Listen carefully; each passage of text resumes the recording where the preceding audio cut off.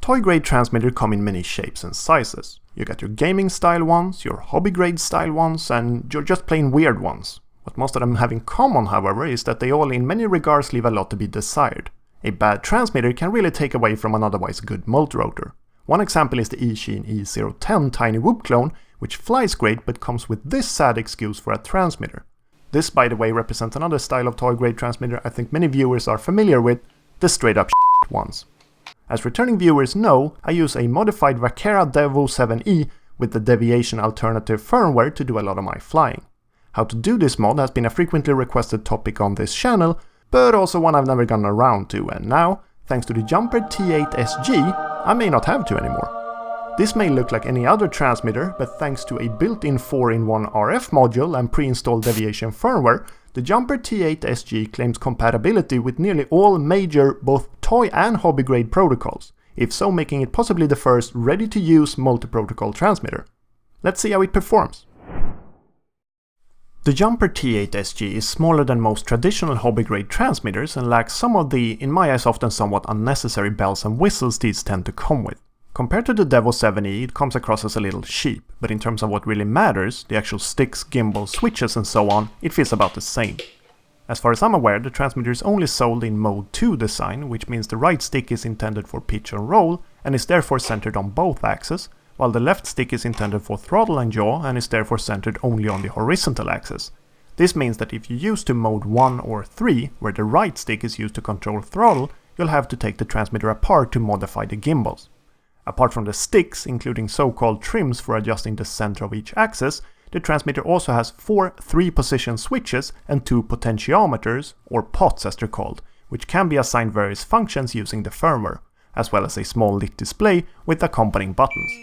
The latter is what you'll use to interface with Deviation, which is said firmware running both on and effectively running the transmitter. Despite having the UI and ease of use of some old graphing calculator, Deviation is, in my experience, a very flexible and reliable system. One of the strengths of the Deviation firmware is the active community surrounding it, implementing new protocols as multirotors are released. Though in order to take advantage of this, you'll need to be able to update the transmitter firmware, and while this is possible on the Jumper, it's not the most convenient process. For one thing, because of hardware differences, the transmitter currently requires its own targeted firmware builds, or minor things like the orientation and contrast of the display will be off and some channels will be reversed by default. For another, the USB port used in the update process is located inside, which means you have to take the transmitter apart to access it, though it does seem this has already been addressed in newer revisions of the hardware. For these reasons, and the fact that my Jumper came with a firmware version that's at least not completely outdated, I haven't felt the need to update the transmitter yet. However, this will likely become a growing concern as more protocols are added to the Deviation firmware. When it comes to power, the Jumper T8SG doesn't feel completely thought through. The initial information stated the transmitter could run off 4 regular AA batteries, but there's no battery holder included, and even if you manage to track one down, it apparently still wouldn't work, as some of its internal components actually requires a higher voltage to operate. Instead, the transmitter is powered using a 2S LiPo connected through the balance plug.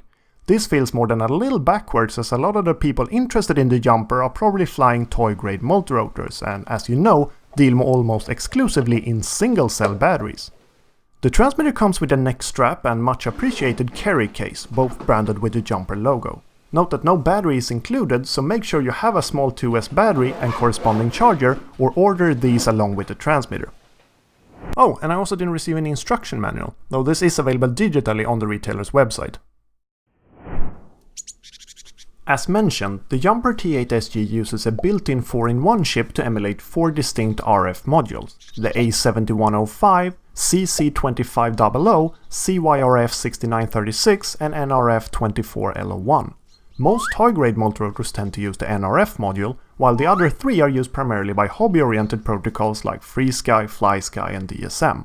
Over a few days of intensive use, I've had the opportunity to test all 4 modes of the 4-in-1 chip, with various models, and I'm yet to find a single one that doesn't work with the transmitter, provided this protocol is implemented in Deviation. While no guarantee it'll work with every obscure sub-protocol out there, it's certainly good news and proof that at least the hardware side of things is working. Just as a poor transmitter can ruin a good multirotor, a good one can have the opposite effect. This is especially apparent with micro and nano quadcopters, which tend to be some of the worst offenders when it comes to crappy transmitters. It's really impressive to see just how much precision can be achieved on even the lowest end toy grade models. In conclusion, the Jumper T8SG may stumble on some practical details like the hard to reach USB port and 2S battery requirement, but overall there is no question it delivers on its promise of a ready to go multi-protocol transmitter. The build quality is not premium and you'll have to manage without some higher end conveniences, but where it really counts, the sticks, gimbals and so on, it's at least comparable with similarly priced alternatives. If you fly a lot of different multirotors, especially toy grade ones, and don't have a multi-protocol solution already, I think you should consider the Jumper T8SG. It's an adequate transmitter for its price, and at least for the moment, you're not gonna find any other solution with greater model compatibility.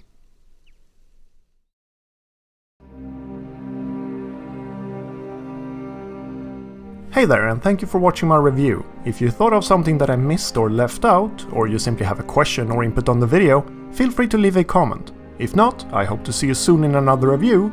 Bye!